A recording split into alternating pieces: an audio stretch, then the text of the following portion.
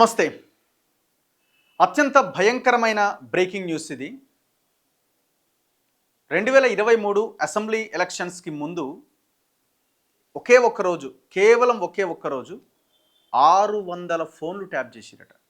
600 phones, ఒకటి కాదు, రెండు కాదు, ఒకరు కాదు, ఇద్దరు కాదు, 600 మంది ఫోన్లు ట్యాప్ చేసిరట. ఏ రోజు అంటే అది నవంబర్ 15, 2023.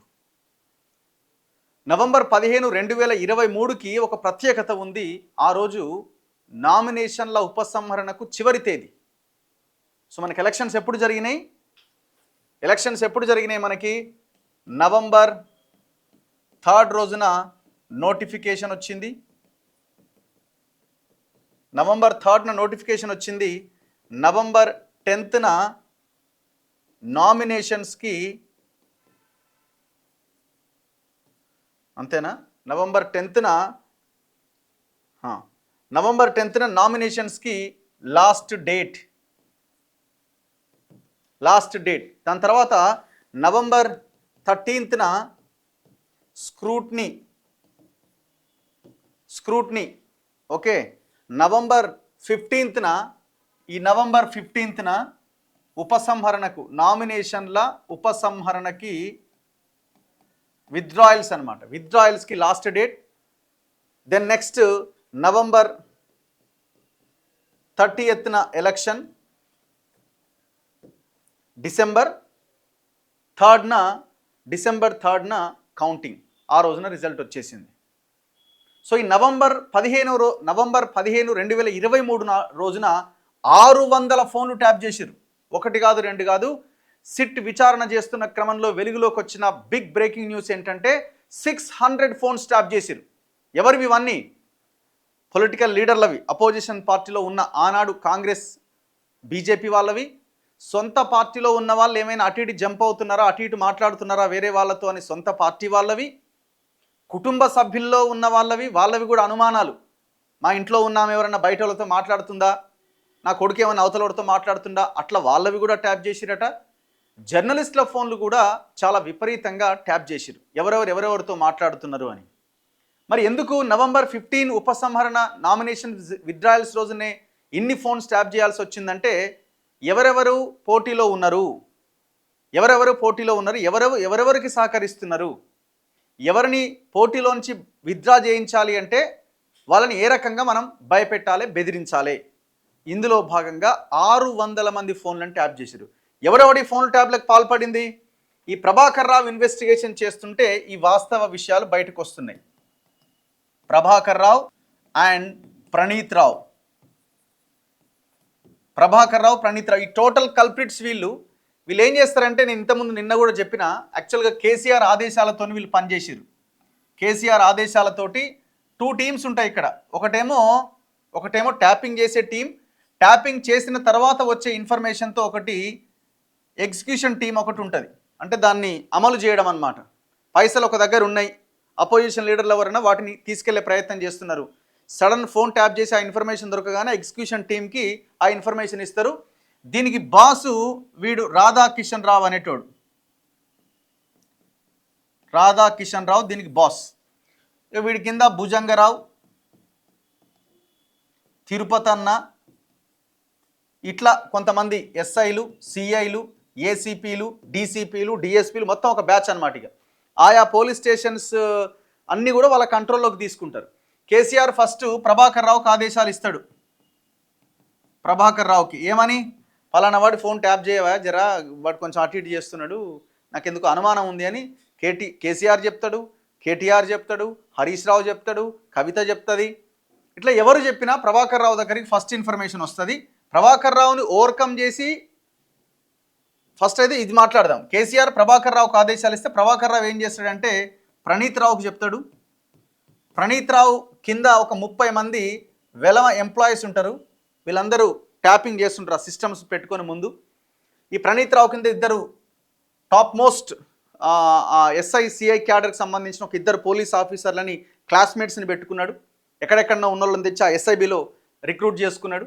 సో ఇట్లా ఈ టీం అంతా ట్యాపింగ్ చేసే పనిలో ఉంటుంది. కేసీఆర్ ఆదేశాలు ప్రభాకర్ రావుకి వస్తాయి, ప్రభాకర్ రావు ఆదేశాలు ప్రణీత్ రావుకి వస్తాయి. ప్రణీత్ రావు తన టీంతో ట్యాప్ చేస్తాడు. ప్రభాకర్ రావుకి అందిస్తాడు. ప్రభాకర్ రావు రాధాకిషన్ రావుతో కోఆర్డినేట్ అవుతాడు, ఫలానా దగ్గరికి వెళ్ళాలని రాధాకిషన్ రావు ఈ టీంతోని పని కానిచ్చేస్తాడు. ఇట్లా ఒక చైన్ సిస్టమ్ లాగా ఈ మాఫియా అంతా పనిచేసింది. కొన్నిసార్లు మధ్యలో ఈ కేసీఆర్ని బుల్డోజ్ చేసి కేటీఆరో, కవితనో, సంతోషో, హరీషో ఇట్లా ఈ టీము ప్రభాకర్ రావుకు తెలియకుండానో, ప్రభాకర్ రావుకు తెలిసో ప్రణీత్ రావుకు డైరెక్ట్గా ఇన్ఫర్మేషన్ పాస్ చేసి ఫలానా నెంబరు ట్యాప్ చేయవ జరగని దగ్గర పైసలు బాగున్నాయి, వాడు భూమి ఇంటలేడు అని ఇట్లా ప్రణీత్ రావుతో కొల్లుడైపోయి ఇట్లా ఈ రకంగా ఫోన్లు ట్యాప్ చేసి కొంత ఇన్ఫర్మేషన్ కూడా తీసుకుంటారు ఇట్లా సైడ్ నుంచి. ఇది ఒక పెద్ద మాఫియా లాగా, బందిపోటు దొంగల్లాగా ఈ రకంగా ఫోన్లను ట్యాప్ చేసుకుంటే లేదు. ఇప్పుడు తెలిసిన విషయం ఏంటంటే 600 ఫోన్స్, 600 ఫోన్లు ఒకే రోజు ట్యాప్ చేసిరట. ఒకే రోజు. ఆ రోజు election nominations withdrawals last date అనమాట. సో అట్లా చాలామంది ఫోన్లు ట్యాప్ చేసి కొంతమంది నామినేషన్లు విత్డ్రా చేయించారు వీళ్ళే. కొంత ఈ డబ్బులు ఈ వ్యవహారానికి సంబంధించిన ఎవరైనా డిస్కషన్ చేస్తే వాళ్ళని బెదిరించారు.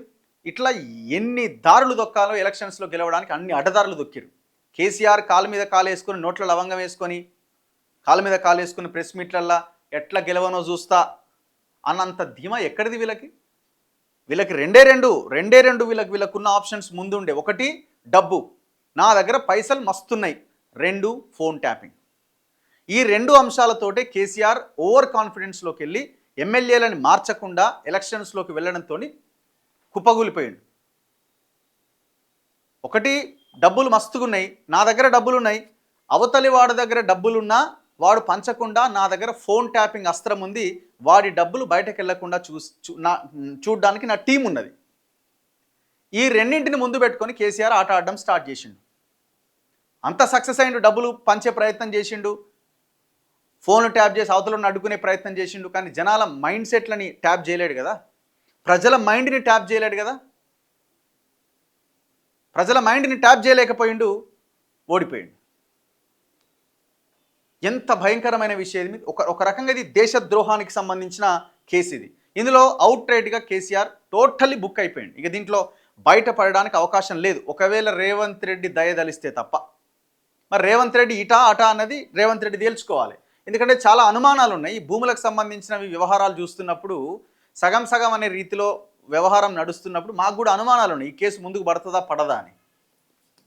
చాలా పేపర్స్లో ఈ వార్తని చాలా ఇదిగా రాసినారు, వెబ్సైట్స్లో మనకు కనిపిస్తూ ఉన్నది. 600 ఫోన్లు ట్యాప్ చేశారని. ఇందులో ఈ ఐన్యూస్ ఎండి ఆయన ఎవరైన పేరు శ్రవణ్ రావు పేరు కూడా వినబడతా ఉన్నదిగో. ఆ ఒక్కరోజే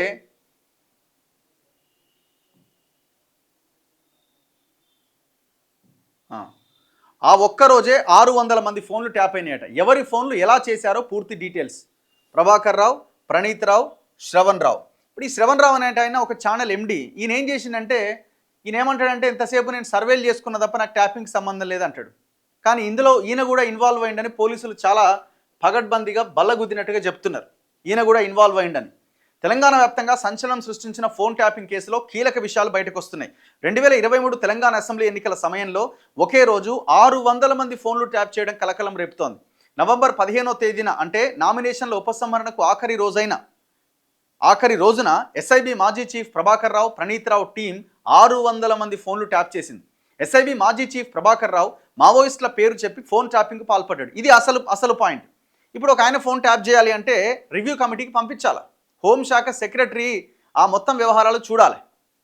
అయితే ఆ రివ్యూ కమిటీకి వీళ్ళు ఏమంటున్నారట, మావోయిస్టులు వీళ్ళు ఎందుకంటే ఎలక్షన్స్ టైంలో కొంత మావోయిస్టులు అలజడి ఉన్నది, శాంతి భద్రతల సమస్య తలెత్తే అవకాశం ఉంది కాబట్టి వన్ ఫోన్ ట్యాప్ చేయాలి. అట్లా చేసుకుంటూ వెళ్ళిపోయారు.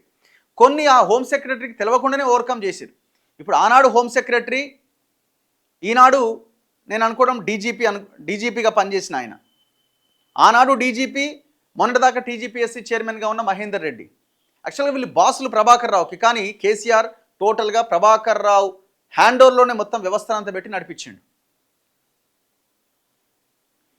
ఎస్ఐబి మాజీ చీఫ్ ప్రభాకర్ రావు మావోయిస్టుల పేరు చెప్పి ఫోన్ ట్యాపింగ్కు పాల్పడ్డాడు. మావోయిస్టులకు సహకారం అందిస్తున్నారు అని మావోయిస్టుల సానుభూతి పరుల పేర్లతో ట్యాపింగ్ చేశాడు. రివ్యూ కమిటీకి మావోయిస్టుల పేర్ల మీద నెంబర్లు ఇచ్చాడు ప్రభాకర్ రావు. సాధారణ ఎన్నికల్లో మావోయిస్టులు యాక్టివ్ అయ్యారని కమిటీకి చెప్పాడు. మావోయిస్టుల పేరుతో అధికార ప్రతిపక్ష వ్యాపార రంగానికి చెందిన వారితో పాటు జర్నలిస్టుల ఫోన్లు కూడా ట్యాప్ చేశాడు.